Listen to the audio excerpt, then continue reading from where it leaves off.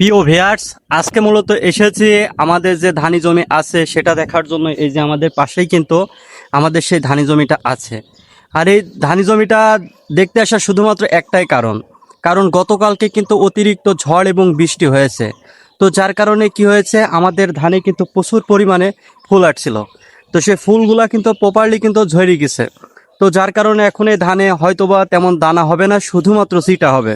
তো চিটার কারণে এখন কিন্তু কৃষকদের অনেক বেশি লস হয়ে যাবে।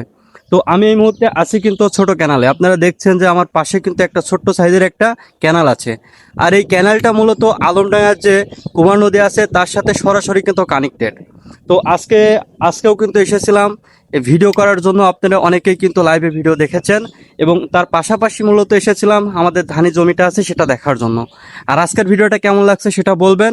আর এই অতিরিক্ত ঝড়ের এবং বৃষ্টির কারণে কৃষকদের কিন্তু অতিরিক্ত সমস্যার সৃষ্টি হয়েছে এবং বিভিন্ন ফসলের অতিরিক্ত ক্ষয়ক্ষতি হয়েছে। তো সবাইকে অসংখ্য ধন্যবাদ। আসসালামু আলাইকুম।